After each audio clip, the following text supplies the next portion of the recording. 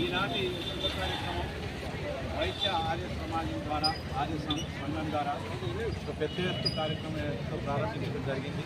దానికి మా జేఏసీ సభ్యులందరినీ కూడా ఆహ్వానించడం సంతోషంగా భావిస్తున్నాం. ఈ కార్యక్రమం అయితే ఎవ్రీ మంత్ కూడా అమావాస్య రోజు ఎత్తు పెట్టాలని చెప్పేసి నిర్ణయం చేసుకొని ప్రజలకు చెప్తున్నారు.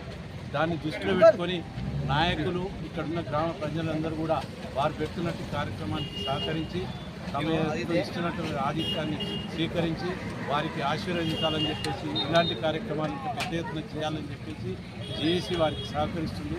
జేఏసీతో గ్రామంలో జరుగుతున్నట్టు ప్రతి కార్యక్రమానికి కూడా సహకరిస్తుంది, సమస్యను పరిష్కరిస్తుంది.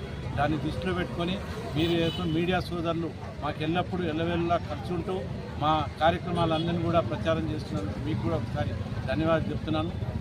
ఇంకొక విషయం ఏంటంటే ఈ ఆర్య సమాజంలో ఉన్నటువంటి ఆర్య సంఘంలో ఉన్నటువంటి నాయకులందరికీ కూడా ఆర్య వైశ్య సంఘం సభ్యులందరికీ కూడా పేరు పేరున ఈ కార్యక్రమం చేస్తున్నందుకు కృతజ్ఞతలు ధన్యవాదాలు చెప్తున్నాను. మీ రైతులు కూడా పాల్గొన్నట్టు సార్ అందరు రైతు సోదరులు కూడా ఈరోజు సంఘీభావంగా వస్తూ మళ్ళీ వాళ్ళు కూడా భోజనాన్ని స్వీకరించి ఆశీర్వదించి వాళ్ళు మళ్ళీ వాళ్ళతో సంఘీభావంగా అక్కడ దీక్ష విరమించి అంతవరకు అక్కడికి వెళ్ళాలని చెప్పేసి భోజనం చేసుకున్న తర్వాత వాళ్ళు అక్కడికి వెళ్ళిపోయి దీక్షలో ఉన్నటువంటి కార్యక్రమంలో ఉన్నవాళ్ళు ఇక్కడికి మాత్రం రాలేదు. ఓన్లీ తీసుకున్న కార్యక్రమం ఈరోజు అర్ధనగర కార్యక్రమం అని చెప్పేసి తీసుకున్నారు.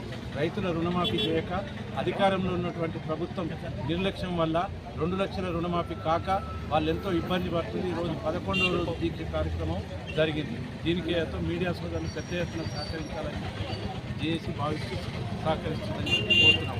జై తెలంగాణ.